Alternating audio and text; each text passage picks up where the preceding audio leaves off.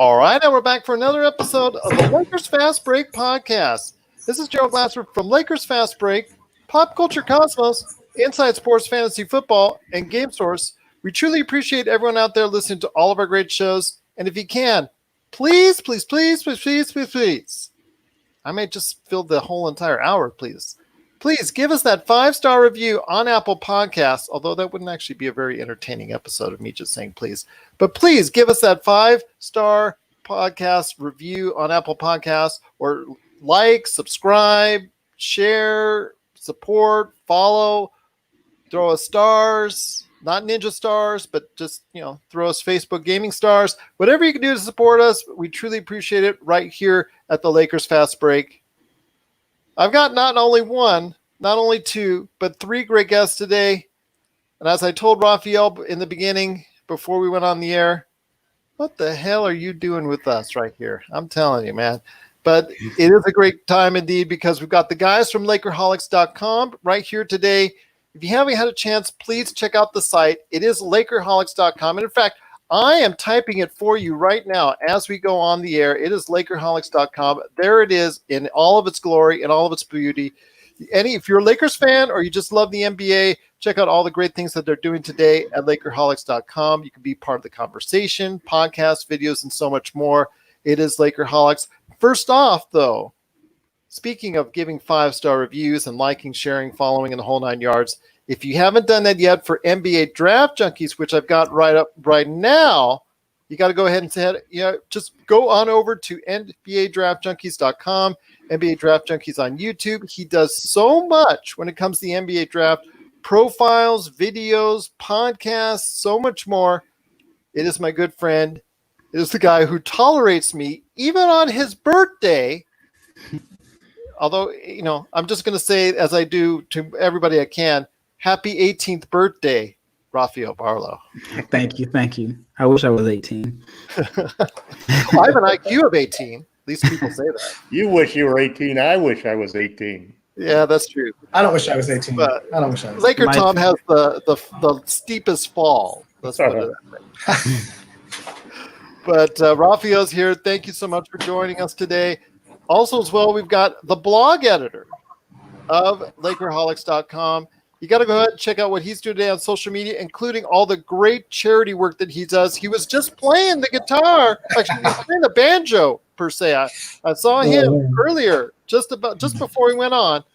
It is Jamie Sweet. And Jamie, thanks so much for joining us on today's podcast as well. Oh, thank you, Gerald. You're far too kind. There's some major clams blown today. So there you go. I try each and every time. Well, if I talk bad about you for the first 10 minutes, you wouldn't want to come back on the show. Oh, we could fill the whole podcast with something like that. Oh, no, we don't want to. That's like saying the please the entire time. But we wouldn't be a Lakerholics podcast without my good friend as well.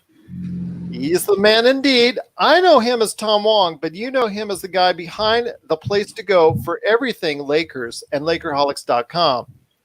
It is Tom Wong. And Tom, you gave us 10,000 subjects to talk about on today's podcast. I'm sorry we're not going to have the time to get to every one, but it's also great to have you on the show today. My pleasure, Gerald. And by the way, those are always just suggestions. You're the host. You make the decisions. Okay, well, you left a lot of suggestions to all of us. I think it was written in essay form. So that's all I'll say. I mean, StreamYard almost couldn't handle it. But it came with its own thesaurus. Well, I'm just going to tell you right now, I won't talk about Colin Cowherd because I really cannot stand his show. I don't like his opinions, and that I'll just leave it at there. So Colin Cowherd, that's out of there right there, if you're seeing it on video right now.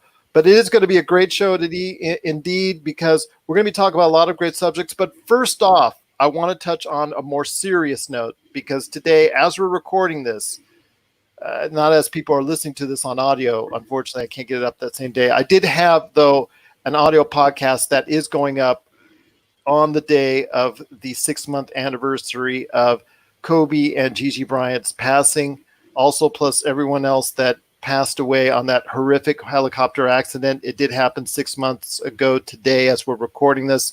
I will have a special podcast with Brett Allen and Dan Williams that will be up on the site that you can go ahead and check out But guys, I'm going to start with you, Rafael. Please, I want to hear your thoughts on Kobe. We didn't know each other when that unfortunate day happened, but when that day happened, please tell me your thoughts and how has it affected and shaped you since that tragic day happened.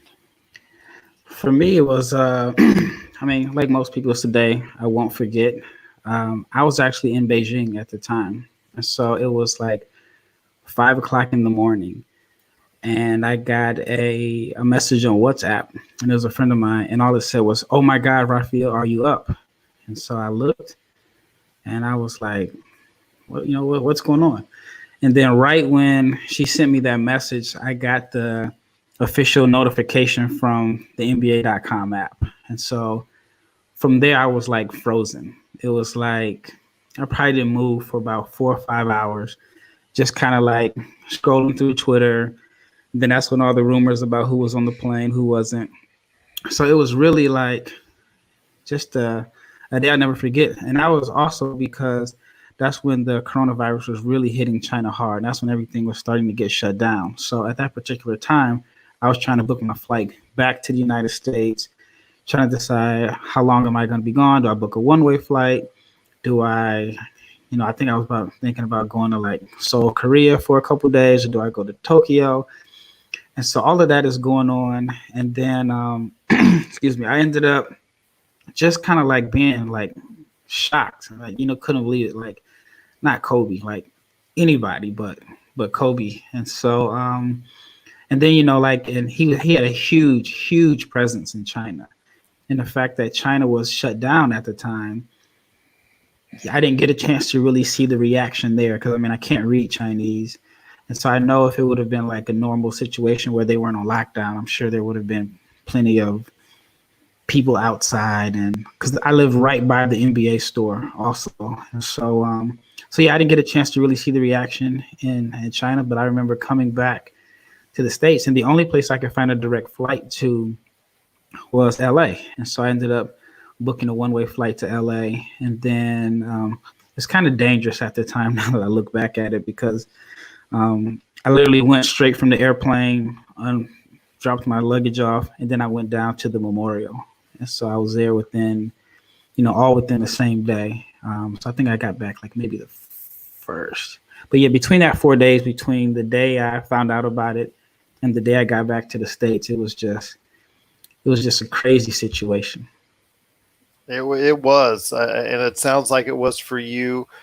Such a troubling time for everyone involved, and so many people out there are remembering him and Gigi today, and it stayed with a lot of people. And that's the thing I want to talk about most, and that's why I had not only this podcast, but the other memorial podcast that I had, is that even 6 months after, there's still such a legacy and still so many memories and so many things that people out there are still holding on to. And I see it all over the internet. I still see it all over social media. You go to the great Laker groups that we're a part of, and you just see it out there, that the sadness and still so many people reflecting each and every day, even 6 months later, it's still affecting them even to this day. Jamie, again, I didn't know you at that point in time. I was still seeing you as far as your thoughts on Lakerholics.net at that time, now Lakerholics.com. I want to hear how 6 months have passed for you as far as Kobe passing is concerned. Raphael's adventure is far more incredible than mine was. I was at home watching news, and I think I was, ironically enough, starting to just tune in to the whole COVID thing. Like, it hadn't really popped on my radar at all up until right around that. Like, I might have just been like, is this how crazy is this thing? And then it's one of those things, like, I remember to equate it to something else that was like kind of planet shifting. When Princess Diana died, I was watching Saturday Night Live, and for the first 5 minutes of the announcement, I kept thinking, this is a joke. Like, this is something on Saturday Night Live where they're like making a joke, and like you're watching like real news thinking like, this just isn't this. Someone must be wrong. Like, there must be a mistake somewhere. Like Rafael said, like, not like, it can't be Kobe. Like, how could that be? And then when you find out like Gigi was on the helicopter, you're just like that's too much for any family to like have to go through. And just how it affected not just the Laker organization, but sport in general, like, Earth in general. It's like one of those the planet tilts a little deeper one way when some people pass, I feel like, and that was one of those moments. So, it was devastating in a word. Like, it was just devastating. And it still is today. Still is 305 murals and counting, in 200 in LA, 305 murals around the world. Like, that's crazy to think of. Like, 6 months in, that's already happened. Anyway. Tributes still keep pouring in from all over the world, even to this day. Tom, you and I had a podcast that was very somber at that point in time. It garnered thousands of views and also listens from all around the world. And, 6 months later, it still hurts, even to this day. Yeah, I can remember that day so clearly. I've got two granddaughters who wear 24 on their uniforms. Both of them play CYO basketball, and I coach both of them. And one of them plays AAU ball. We had 2 games scheduled for that day. And I was getting ready to get into the car when I first heard the news to go to the game. By the time I got to the game, I heard the news that Gigi had been also on the helicopter. I mean, it was just so tragic. And, my granddaughter was crying when I got there. My son, who's coaching that team, was considering whether or not he wanted even to have the girls play because everybody was pretty broken up about it. It's like a fight to see who could wear 24 on that team because there's just so many fans of Kobe Bryant and NBA basketball. That's right around the time when I had first started doing podcasts with Gerald, and I was in the midst of constructing the new Lakerholics.com, which obviously, since it's 6 months later, took 6 months to put together. And one of the first decisions I made about the site was that I was going to dedicate the site to the memory of Kobe and Gigi. You could call me a girl granddad. Kobe was definitely a girl dad. I remember probably the most poignant comment that I heard in the aftermath of the tragedy was LeBron James' comments about how he thought that Kobe maybe had the happiest year of his life, those 2 or 3 years after he had retired, and really got the time to spend with his daughters, and to see him and Gigi at games, and him pointing out various things to her, and just the thought of that is just heartrending. At any rate, Lakerholics.com is dedicated to the memory of Kobe and Gigi, and it's one of those moments in time, like the death of JFK, that you'll never, ever forget in your life, no matter where you were. It's one of those things that you'll always remember. And hopefully, I'm one of those people who think that this is going to be a motivating factor for the Lakers. I think it helped the transition for LeBron James to really take the baton and suddenly become the face of the Lakers. And I think that, same as I did that day for every one of the games the rest of the season until COVID ended our girls' basketball seasons, we broke every huddle the same way the Lakers did with 1, 2, 3 Mamba. And I think that's going to be a theme all the way to the Lakers winning their 17th championship. Rest in peace, Kobe and Gigi. We love you and we'll never forget you. Absolutely. Rest in peace, both to Kobe and Gigi and to everyone else that was part of that tragic accident 6 months ago today. Well, there's still much more to talk about on today's program. Once again, it's Gerald Glassford coming right at you here from the Lakers Fast Break, along with Rafael Barlowe from NBA Draft Junkies. You got to go ahead and check out his awesome YouTube page, NBA Draft Junkies, and NBADraftJunkies.com, plus his podcast as well, NBA Draft Junkies, the whole triumvirate of awesome entertainment that he's got planned for you. If you're an NBA fan, it's the place to go, NBA Draft Junkies. And for you Lakers fans, Jamie Sweet, blog editor, and also Laker Tom, the mastermind behind Lakerholics.com. If you're a big-time Lakers fan, you got to see what's going on there, including videos from Rafael and so much more. So let's talk about the bubble because we're here. We're absolutely here. This is the week. The final scrimmage is taking place, here in the next couple days, and everybody's excited because on Thursday, with the Lakers versus Clippers, the season officially begins. The last 8 games, the seeding games, as they're calling it there in the bubble, basically a precursor to what we're going to see in the playoffs. Your impression so far, Rafael, of the bubble, the presentations? I have heard a lot of things, and I'll tell you what, to me, they've done a great job overall, but still, it's kind of like Summer League, kind of like EuroLeague, but I kind of like it from what I'm seeing so far. Yeah, I feel like I've been somewhat prepared for it because I've been watching the games in China, which is under pretty much the same thing. They're in their own bubble. And then I've watched the Israeli playoffs also, watching Denny Avdia, who I think is one of the top players in the draft. So I've been able to watch those games. And it's very similar. After a while, after maybe like the first quarter, you kind of get used to no fans being around. Only difference is I can actually understand the commentators when I'm watching the NBA games. So when I'm watching the other games, I don't know what's going on. So I can hear the shoes squeaking. And maybe if the players are speaking English to each other, I can hear the mic pick that up.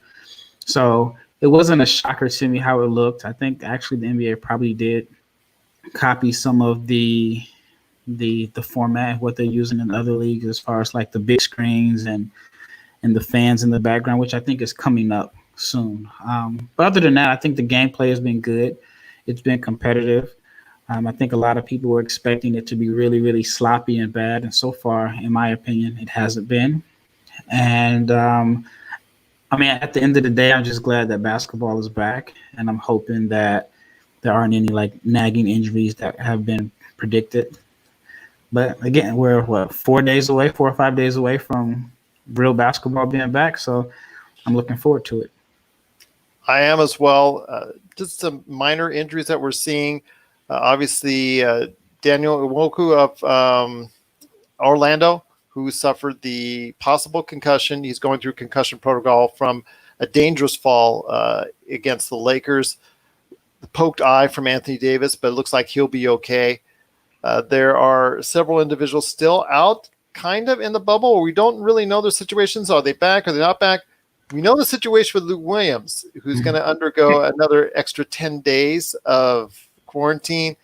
Tom has him, as a full Lakers fan would say, I already heard him saying, you need to suspend him. You need to suspend him for the entire season. I don't think going to a strip club is going to get you the entire suspension for the entire season. You did say the entire season, man. I did. Well, that'd be fine with me too. Well, as much as I would like to agree with you on that, I can't agree with you on that. He did go to a strip club, but yeah, you can't get him for an entire season on that. That's too much of a Lakers fan talking here. So, but I will say this: there are a lot of things that have been good about the NBA. They've been very strict on the bubble restrictions, as we see. People who are not complying with it are also going to go ahead and get reprimanded, and we're seeing that as well. But overall, I think there's been a good presentation. Got to get rid of that crowd noise, and I'm going to say it almost on every single podcast that we do if I have to. Get rid of that fake video game crowd noise. This comes from a man who runs pop culture sites, that runs a pop culture podcast and all that. Get rid of the fake video game music, the video game crowd noise, because it just is so irritating beyond all description. I love the real sounds of live basketball. You do that, and I'm telling you, you've got me sold. You've got me sold indeed. But Jamie, I want to go ahead and ask you real quick your thoughts and your excitement on the season upcoming now that we're just right upon it. I'm stoked. Towards the beginning of the bubble, and the preseason tune-up games, whatever you want to call these, there was still some doubt in my mind that it would lurch forward. And when that first week, when it was like anybody who was in the bubble was testing clean, and once you entered, they did a great job of isolating and quarantining people and keeping them out. And even the guys, Dwight Howard getting busted on the snitch line, and a couple of guys going out for what I guess has to be better food than the chefs that are preparing food for that in the hotel is. I find that hilarious. All the way to Atlanta to a strip club and for dinner. Well, no, I don't think he was there. He was there for a funeral. Right, he was there. I think probably somebody owned the building, and that's why they chose to do it, and that's fine. That's just how life is right now. You got to go to the places where you can trust that somebody has got it handled on a professional level. Like how the bubble is. This is a great example of how the union and the league really deserve a lot of credit, because this works because they're cooperating. And I love it. I'm excited. I can't wait for Wednesday. It's going to be crazy. It's going to be crazy. It is going to be crazy, but one thing I did want to address that Tom also put on the agenda for today is the social movement. Actually, LeBron doesn't want you to call it a movement, and rightly so, and deservedly so, because he said this is something that needs to have happened a long time ago, that will continuously go. So I want to ask you this, Tom. You had mentioned that the league is doing a lot in regards to it. Obviously, the court with Black Lives Matter, obviously the message on the jerseys, the numerous ads that are out there. I personally think that there's more that needs to be done from a personal level to make a bigger impact with people. That's my personal opinion, but I want to hear your thoughts on the Black Lives Matter message that the NBA is trying to get across. And of course, what LeBron has been saying as well on his interviews, that to me holds a lot more weight. Yeah, I think I think there's a big differentiation between the token gestures, such as a patch on the uniform, Black Lives Matter across the court, and those types of things, because those are kind of incidental and almost seem frivolous in some ways. What I really was impressed with was the players, like on the Lakers United, and saying basically that when it came to post-game interviews, they were going to take a topic and make a subject. And Breonna Taylor was the first one of those subjects that they were going to lobby for justice on her part.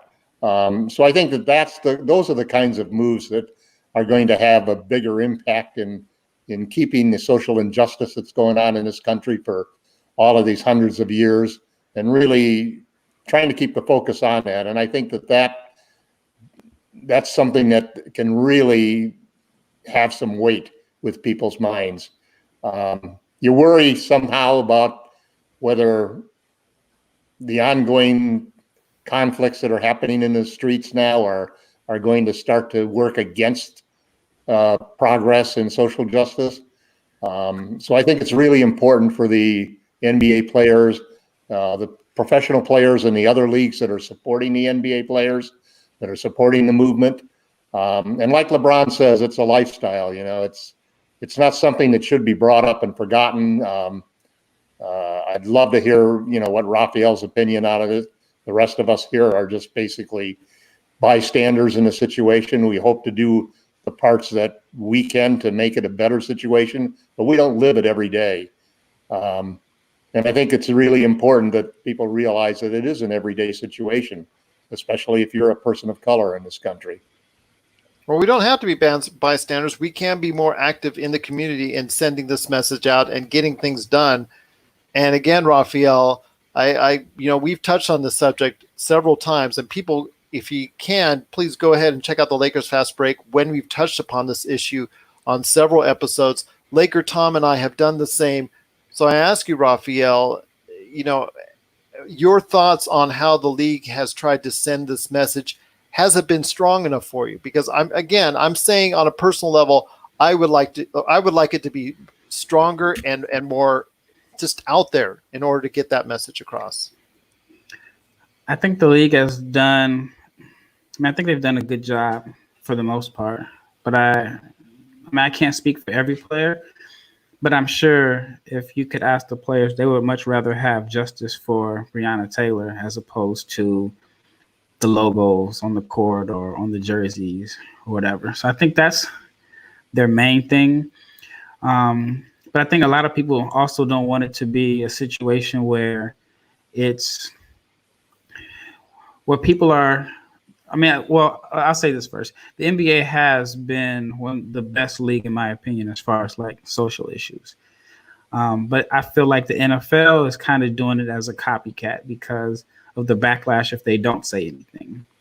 So, the NBA is first and foremost in front of that, which is good.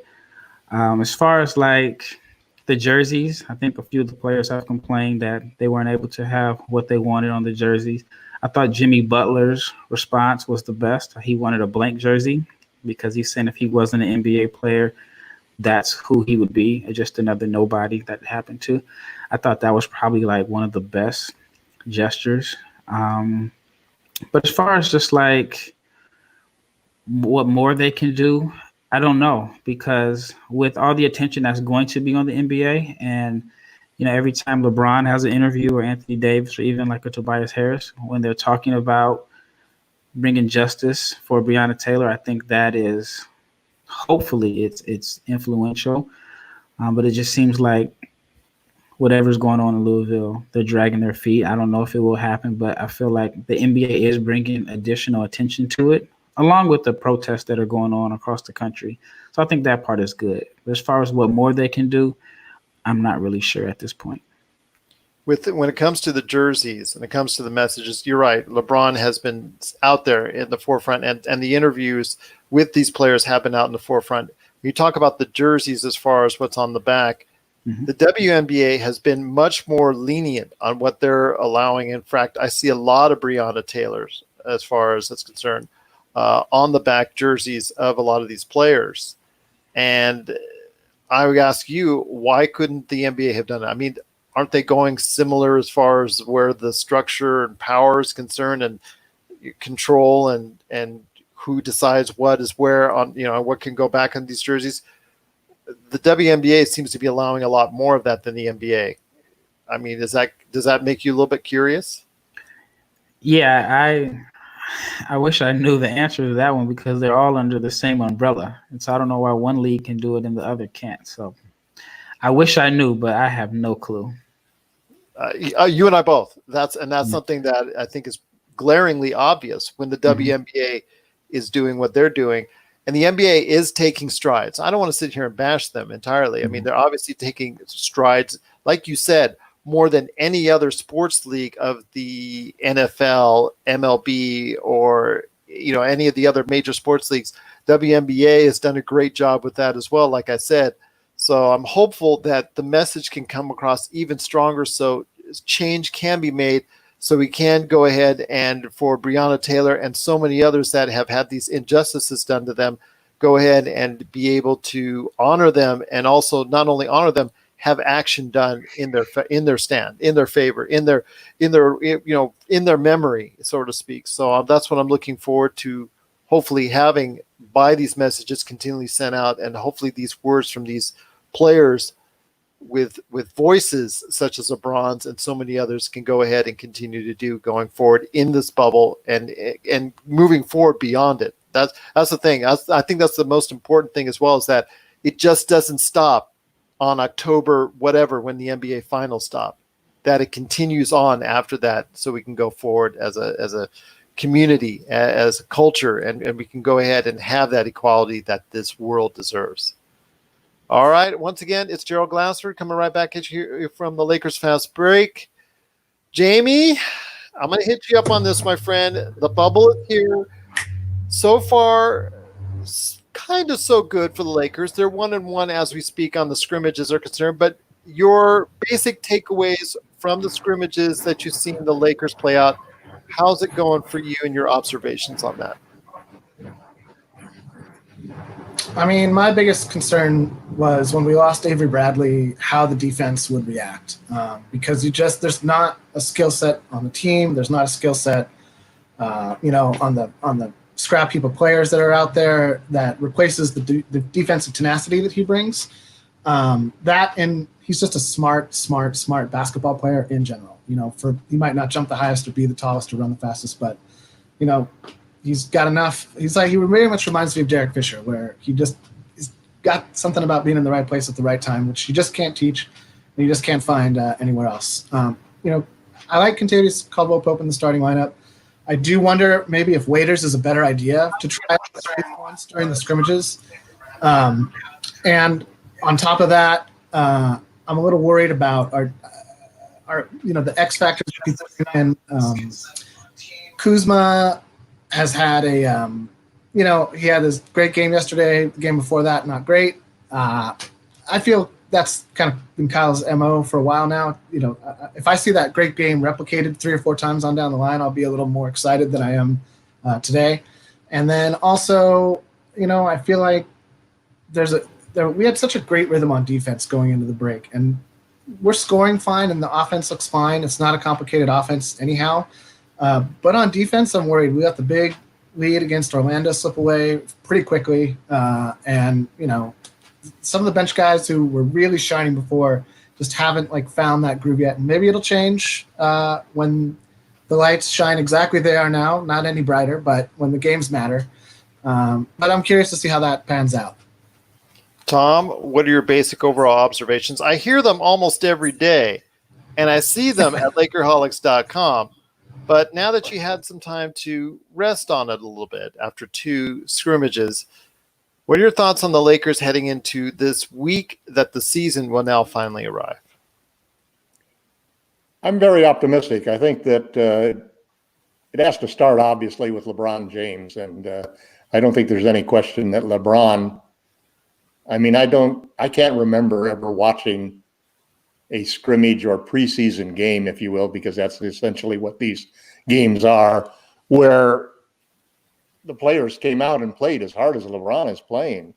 If you watch him on defense, when his man cuts through the key, he is on him like glue. I loved it when he and Caruso dove for the ball, and he ended up sliding off the court and almost down the hallway 7 times in the game. Did you notice that after layups and so forth? So LeBron, awesome. There's a seriousness about the way that he's approaching this situation. And we've talked many times about how I feel that this is a turning point in the legacies of LeBron James, Anthony Davis, and the Los Angeles Lakers. So it all starts with the 2 superstars, and AD has been just playing spectacular. And it was great to see him smiling on the bench in the second half after he get his eye poked out in the first half. So I think that if you start with what's important to the Lakers, seeing LeBron and AD coming back and being at least close to their level that they were playing at before they left, I think is the first and biggest thing that we can take out of the first 2 games, the first 2 scrimmages. The next 2 things in my mind are Kyle Kuzma and Dion Waiters, because those are the 2 guys who potentially have the talent and ability to take the Lakers to another level, even with LeBron and AD. And so far, we've seen some great signs from Kuzma. Vogel has been definitive that the way he played in the game against the Magic is the way that he's played all season, all of the training camps since they came back. So that is a terrific sign. I think also there was a great article by Bill Oram on The Athletic about the shot selection and the way that Kuzma now is just taking a lot more stand-up jumpers, rather than trying to shoot off of the bounce. And he had even though he was only a 29.7% three-point shooter overall, he shot 34% on when he was basically just catch and shoot threes. So he definitely, those first 4 threes that he nailed in the Magic game were all just standstill threes, man. And if he can, for a guy who's, it's like Vogel said, when you've got 4 months off and you're in the COVID lockdown, about the only thing you can do is to work on your body and work on your shot. And obviously Kyle's done that. So I'm very hopeful that we're going to see him play with a lot more confidence. He seems to be smoother. He seems to have less wiggle in his whole movements and not as many happy feet on various things. I thought, like you said, he had some tough defensive assignments trying to contain Luka, but everybody has that problem. Waiters, I'm ready to buy tickets on Waiters Island. He's come in and he's done a great job.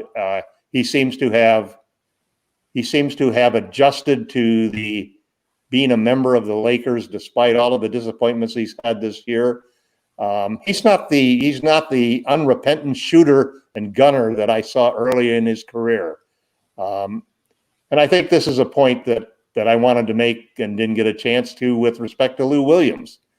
I can't imagine anybody on the Lakers team going out and doing what Lou Williams did. And regardless of what the excuse was that he had to go to his grandmother's funeral and a viewing for her, to end up in a strip club to get a meal, supposedly. I couldn't imagine what LeBron James would have said in public about any player on the Lakers who did that, because they're on a mission, and the mission doesn't involve taking actions that are deleterious to the team. Well, can I add something? Sure. So someone sent me a picture of the menu from Magic City, and there are some wings that called like the Lou Will barbecue lemon pepper. So maybe he was just going there to check on the wings that are named after him to make sure the customers were, getting what they paid for. Could be, Rafael. Could be. LeBron wouldn't allow that. I think the point I'm trying to make is that this championship is going to ride on LeBron James and his demeanor and his will to win, and everything I've seen from that shadows everything else that could happen with the Lakers. If he stays healthy and AD stay healthy, they're going to be an awfully tough out at any part of the playoffs. Well, I'll tell you what, two things. Oh, go ahead, JB, you first. So, okay. No, I was agreeing with all that. I think that, like I said, the defense will probably ratchet up, and it's going to start with LeBron. And if AD shows up and if he's healthy, that dynamic is going to be hard for any other defense to contain. And if Dwight can stop setting silly picks, and get back to Dwight that we saw at the beginning of the year, and not kind of like, I don't know, Dwight hasn't started the preseason off super great yet.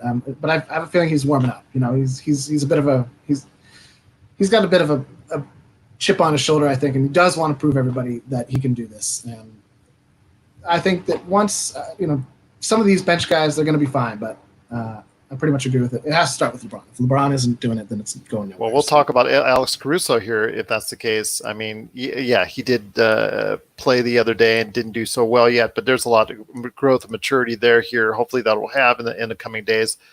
But even he wanted to go to his sister's wedding in Texas. And behind the scenes, I think him and LeBron had kind of a conversation going. I'm not going to say that they did. I'm not going to say that they didn't, but he couldn't go, or he decided not to go, I should say, to that wedding for obvious reasons. So I'm seeing the kind of priorities some of these players have and some of the other players have, and the influence of LeBron, I would say, is there regardless. And I'm seeing that today. And as far as Waiters Island is concerned, can you hear that, Tom? Can you hear that toot toot? I think that ferry's starting up for you right now. Yeah, you're grabbing a ticket. You're running on that ferry. You're running on ferry to Waiters Island. Hopefully you can find a nice home there. Get on the side there. He's done a great job so far creating his own offense, and that's what they brought him in for. Defensively, he's still rough around the edges, finding the rotations, go ahead and play, and that comes with time. Hopefully, playing within the confines of the Lakers defense. Hopefully he'll get better at that. But as far as offensively, he's been able to go ahead and provide some things that I think the backups for the Lakers have not had for quite some time. And Kyle Kuzma, a lot rides on him as far as his consistency. I'm not asking for 25 points. I'm just asking for him to be somewhat consistent. Give me 3 out of 5 games of that type of Kuzma that we saw on Saturday. I'll take that every time. Rafael, I know you've also been checking out the entire league as a whole in this bubble. Your observations coming up as the season's hitting, I mean, what are some of the things that you've been seeing and been impressed by when it comes to the teams? Anything stand out per se? Well, I will say the most impressive play I've seen was the J.R. Smith alley-oop to Dwight. Just that whole action that they ran to where LeBron was at the top of the key, then he was looking for the cutters, and then the back screen, and then that was just a great set. They run that for KCP a lot, right? I just haven't seen the alley like that from. Right. But plus, it was just good to see like they ran it for for JR, and he made the play, which a lot of people don't expect to see JR as a passer. And so I thought that was just that whole set. I thought that was probably the most impressive like action play or set that I've seen. Um, Obviously, Bol Bol is like the talk of the bubble league right now. Oh, And would I've loved to have conversations with you on this last year on this. This would have been amazing, our talks on Bobo. yeah, I mean, like talent wise, I mean, you can't deny his talent, but just seeing how he played, it makes me wonder how bad was his intel going into the draft for him to fall as low as he did, for some teams to pass on him twice. Either his foot must have like looked really, really bad on the X-rays, or he had some really, really bad intel that a lot of teams felt like there were too many red flags to pass him. Because talent-wise, I mean, he could end up being like, I mean, the only player that I can compare him to would be like Porzingis. And if he can have that type of impact, then I mean, that's a crazy steal for the Nuggets, which means they would have 2 second-round picks that turned into like really, really legitimate high-level NBA starters. That's true. And I'll tell you what, Denver looks like they've fallen on another great pick. Just patience. And I know he had some foot injuries, which caused him to drop way down in the draft. I was still hoping the Lakers could get him instead of THT, but unfortunately that was not the case. So I'll tell you what, this is something that I think a lot of people need to go ahead and keep an eye on. I'm not saying Bol Bol is going to be a game changer per se this season, but going forward, they're going to have him and Michael Porter Jr. That's going to be a front line that's going to be hard to stop. Right, Rafael? Yeah, it's yeah, I think one of the issues though that I wonder how they'll fit, because I feel like what position does Bol play? Is he a 4? Is he He's been playing 2. 5? Yeah, and so how does he mix with Porter Jr.? And I mean, if they can get those guys to work out, then Denver is going to be really, really dangerous, which is going to push Paul Millsap to another team. I don't think that he'll be back. But then I also feel like if they want to try to turn the corner next year, they're going to need him, because I mean, you need veterans to really be competitive. And so I think they have a tough decision on their hands. But I'm also curious to see if Bol Bol is going to get rotation minutes once their full roster comes back here in the bubble. Because I think right now he's playing because a few guys that are ahead of him on the roster aren't playing. And it's good for him. He's got an opportunity to play, but I really want to see what their rotation is like once the games start to really count and mean something.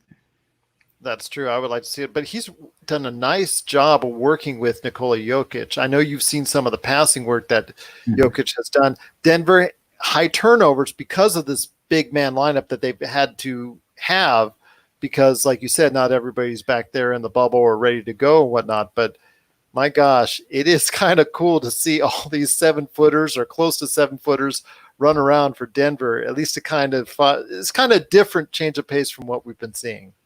Right. Yeah. Excuse me. Did you see the game against the Rockets? Tall ball versus small ball? Yes. That was an interesting experiment, because it's an awful hard defensive thing. I mean, basically, the position you play is really the position you guard. Yeah. And boy, I mean, 3 7-footers on the floor sounds really great on the offensive end, but when you get down at the defensive end, especially when the other team is shooting threes the way the Rockets do. And that game had a lot of substitutions on both sides, but the final score basically reflected that there are some problems trying to have a tall ball lineup like that. I was also one of those guys rooting for Ball to last until the Lakers, and disappointed that we didn't take him. Well, you know my theory, clutch. That was a clutch call. Yeah, I had a whole article on the clutch draft. Clutch indeed. But before we head on out, guys, got about 15 minutes left. Jamie, I want to hear your thoughts. Has your mind swayed one way or the other when it concerns the Lakers now when it comes to this season going forward? You've seen now a taste of what the Lakers can offer. Outside of Markieff Morris, everybody's had a chance to play in the system so far. You've given your initial thoughts. I want to hear, has your mind swayed as far as the Lakers' chances so far in the upcoming season and postseason beyond?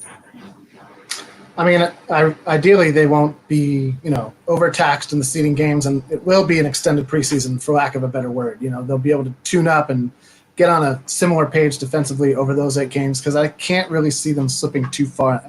If they slip to 2, even, what's the big deal? It's not that huge a thing. Ideally, you'd like to see us face the Clippers later in the playoffs and not earlier, I think, is really the biggest test in the West. This is more about what team is going to mesh quickest, as opposed to because the way you normally roll into a playoffs is what team is playing the hottest, and everybody's just getting going. So it's more like who can get up to NBA speed the quickest. And I feel like the Lakers have as good a chance as anybody. I feel like LeBron keeps himself in ridiculous shape. It looks like he's implored the rest of the guys on the team to keep themselves in basketball shape. Of course, we all know about the secret court that they played on every day for weeks on end. That, of course, totally was, will be the stuff of legends on down the. I know. I'm sorry. I shouldn't talk about it. The first rule about secret court is you don't talk about secret court. Anyhow, so I think they've got as good a shot as any. Obviously, Milwaukee and the Clippers, still in my mind, are the biggest obstacles. Tom, your observations, have they changed at all? I don't think so, because I've heard it sprinkled throughout this broadcast. But I pretty much think that it's down to the Lakers and Clippers, and the championship will be determined in the Western Conference Finals. And I think a lot of that goes to the matchups. I think we saw with the Bucks that the Lakers have got 2 guys who can guard Giannis. And I think when you play the Clippers, we still don't have anybody who can do a great job against Kawhi. So I think that those are the teams that are going to be vying for it at the end. And I still think the Lakers are, 5-6 points better than the Clippers, who are 5 or 6 points better than the Bucks. last to you, my friend, Mr. Rafael. I'll tell you what, I know you and I have gone back and forth, and I know that you've been very gracious enough, again, to go ahead and share your honest opinions, and I love them. And don't be intimidated at all by the 2 down there on the screen, because I certainly am not.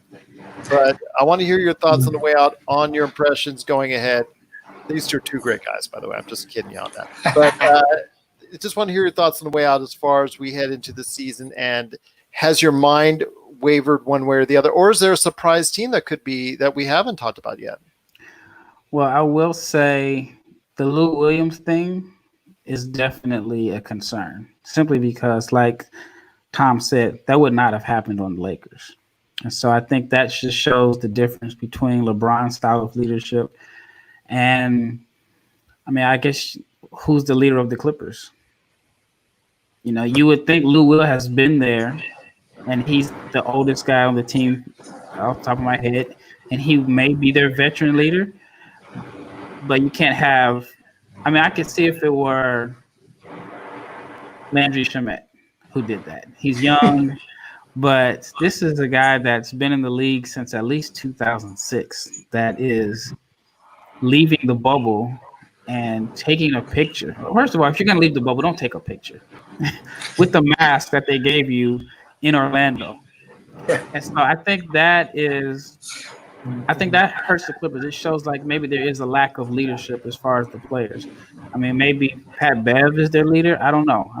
We never would guess Kawhi to be like a vocal leader. He may lead by example.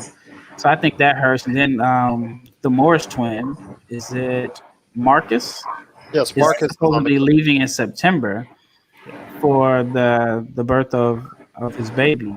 So I think that with just all their guys that are in and out the bubble, I guess maybe if there's a team that's used to it, it would be them, because they've kind of been playing this way the whole year. But you would hope that they would have everybody together, and they're starting to ramp up towards a championship. And it seems like the Lakers are a whole lot more focused than the Clippers at this point. As far as the Bucks, you see Giannis kind of pulled a fast one on us and said that he hadn't been playing or something like that. And He looks good. I just don't think the Bucks have the experience. I mean, they haven't been past the second round, if I'm not mistaken. So it's kind of hard to go from not getting past the second round because I think there's levels that you have to take. And so at least the Lakers have Bron, who's been there plenty of times. JR has championship experience. I think Houston could be the biggest trouble for the Lakers just because their style of play is so hard to match up against. Like I could see it going either Lakers just blow them out, or I could see it could be a situation where Houston really gives them trouble and they have to like scramble and play lineups that they're not used to playing. But right now, just based off of the favorites, I'd have to say that the Lakers they look more focused than the Clippers, and they would probably be the favorite to come out of the West. When you have so many questions right now with the Clippers, because Landry Shamet is just coming back for the coronavirus. I believe he's in Orlando. Ivica Zubac, I believe, is in Orlando. I think he took a picture but he just got there. Mm-hmm. What's going on with Patrick Beverley? Because I believe he's not in the bubble. He left. And then you have Lou Williams, and that's going on. And you're right. That does tell me a little bit. Yeah. Montrezl Harrell left the bubble also. Exactly. So you have all this stuff right now, and you figure, oh yeah, Doc can come up with a plan. That's no problem. By October, they're going to be fine and whatnot. I'm hoping that's going to be the case. We're getting the Lakers and Clippers at full steam, so we know exactly once and for all who is going to be the better team this year. Because I don't want to hear any excuses from anybody, either Lakers side or Clippers side, as far as no, everybody be in the bubble healthy. I'm hoping so that we can finally get an answer to this question: who is better, Lakers versus Clippers? And then as far as the Bucks, I can totally understand where you're coming from in regards to where the Bucks need to go ahead and take that next step. But is there anybody that is strong enough in the Eastern Conference to go ahead and take that away from them? Is Boston healthy enough? We saw Kemba Walker. He sure looks healthy enough. That knee looks pretty good right now. So I saw him going ahead and dusting DeAndre Ayton the other day in a scrimmage. So I'm telling you what, if he continues to look good, watch out for Boston. Toronto, Nick Nurse always seems to work that magic with that pixie dust that he's got there and his great coaching skills. I mean, so we'll see what happens there. I mean, obviously, as the longest reigning champs, because the coronavirus set everything back. So now they have that dubious distinction. See how long that it will take for them. But like I said, they're outside of Danny Green and also as well Kawhi. You have the complete team still there that can go ahead a long way if they go ahead and stay focused. And then, of course, you have Philadelphia as a dark horse. If they can get their stuff together, Miami is a dark horse. A lot of people have been suggesting them if Jimmy Butler can take these kids to another level. So many different options that are out there. You're right. To me, it seems like the East is a little bit more open than people might think. I mean, I can see it on one hand. I also feel like, Dallas has historically the best offense of all time based off this year as far as like offensive rating. So I think they're a team that could possibly make some noise in the playoffs. I mean, they're really inexperienced. I mean, their two best players haven't played a playoff game yet. But I think that they could definitely give some teams some trouble in the playoffs, which is why I'm so interested in this bubble playoff series because, the two favorites are the Lakers and the Bucks. And then, the Clippers. It seems like most people have those three teams and then everybody else is kind of behind. Well, I think it would have been that way if the season would have ended normally. But now with this whole bubble situation and everybody having 4 months off, it's all going to boil down to which players on which teams stayed in shape, which players are focused, which players are ready to go home. Because I think there are some guys that are just going to be like, this is an adjustment. This is tough. I'm ready to go home. And we see it in Summer League. I know this has way bigger implications than Summer League, but every year at Summer League, the teams that start to pack it up and mail it in because they've been gone too long. And I wouldn't be shocked if there are teams that do that. Like if you're down 0-2 and you're ready to go home, are you going to – and it's not like you have a home court advantage.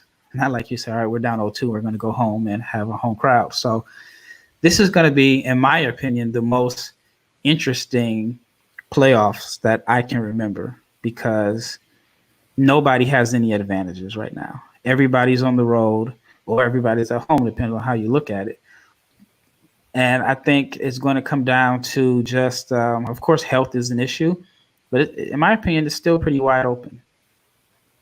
Well, I'll tell you what, why don't we all go to Adam Silver and ask him to be virtual fans so we can all go, hey, on the screen, see all these four geeky guys from Lakerholics.com. They can go ahead and shout out to everyone. Oh, I'm a geeky fan, so I'll go ahead and do it. But anyways, being a virtual fan or not, let's tell you what, it's still going to be very exciting because the season is upcoming upon us. And if everybody could go ahead and check out the work that you do, Rafael, at NBA Draft Junkies, and that you, Laker Tom, and you, Jamie Sweet, do at Lakerholics.com. Laker Tom, before we head on out, I'll start with you. What are you up to at Lakerholics.com? Because if anybody comes to know you at all, you're always up to something at Lakerholics.com. Well, I think we've put together the new site is up and running, and we're very excited about it. It's got a lot of great new features, some social networking features and so forth.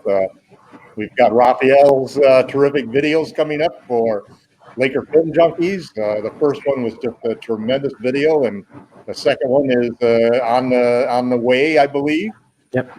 We've got all of the Laker Fast Break videos. Gerald, podcast Gerald has been prolific. We can hardly keep up with him. I mean, every morning I'm up on my exercise bike listening to a podcast. Hardest working man. I'm trying to keep distance from Rafael because Rafael's already, I want to say, for lack of a better term, threatened me that he's going to match up with me podcast for podcast. So I'm going to try to keep running away from him as far as podcasts. And then Gerald's got this whole new thing where we're doing these broadcasts right now on YouTube live on Lakerholics.com. Those are exciting. The one new thing that we've got coming up, which we're targeting for Thursday's game against the Clippers, is a group live in-game blog or in-game chat where basically everybody can hook up with their phone, be watching the game, and just clicking, typing, dropping in their comments, or rooting for this player, rooting for that play, cheering for this to happen. So we'll have that up and running by Thursday, and looking forward to getting a big group of people watching the game live and chatting with it. And also as well, we're going to go ahead and try and do as much as we can some post-game reports as well, whether I have Rafael, Jamie, Laker Tom, whoever can come on board. I hope to have that in the near future. I can't promise it after the first initial games because I'm going to be from another remote location. So as you know, remote locations mean equal bad Wi-Fi. So I can't promise anything at this point in time. But by next week, by the second week of the season, I should have it up and running as far as for post-game reports. So hopefully get a chance to check us out there live, Facebook Live, YouTube, and hopefully on Lakerholics.com as well. Jamie Sweet, as the blog editor for Lakerholics.com, what do you have planned coming up for everyone at Lakerholics.com? Well, life has a way of dictating pace, so I understand your circumstances, Gerald, and I can't say how thankful I am, Rafael and Gerald both, that you guys are contributing to the site, and it's been a long run for Tom and I. I've known Tom for well over almost 2 decades, I think now, Tom, including the Lakerholics LA Times blog. He's the only blogger I've ever met in person, so having you guys contribute is really exciting and awesome, and I think you both do great work, and I appreciate it. For my part, I like to do my little reviews after it, and I like to keep up with things and try to keep the blog loose. Times are tight and lots going on, and life has a way of encroaching on us in a way that it didn't used to, because we're all trapped in our own little bubbles of life now. Like everyone's like in a Jetson-like bubble floating around, nobody touching one another, getting too close, which is a very weird way to live. And so I'm just trying to help people keep it loose, keep it happy-ish and friendly, and we're going to get through this. And I think basketball is going to be a really, really good way for people to start to move forward into what can be a new normal. So let me get this right. You've known Tom for almost 20 years in one way or another. That's very yes. I'll say this to you, my friend. Right. As my wife says to me, to other people, or actually she says it to other people, I've known him for all that time. I'm so sorry. I'm so sorry indeed.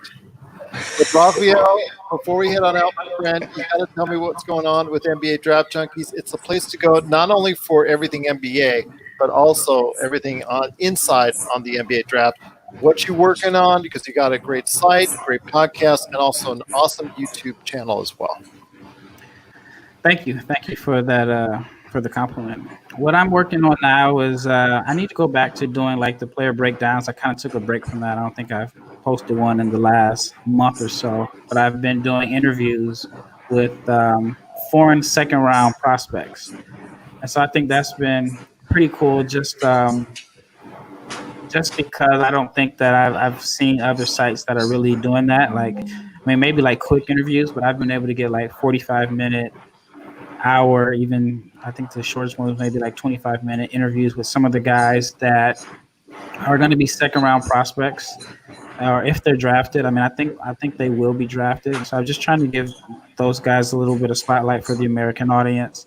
But I'll go back to doing some of my player profile breakdowns, and then I'll still have like the interviews that I'll have with different draft junkies. I mean, they may not be necessarily working for my site, but different guys talk about like their big board and how they see the draft.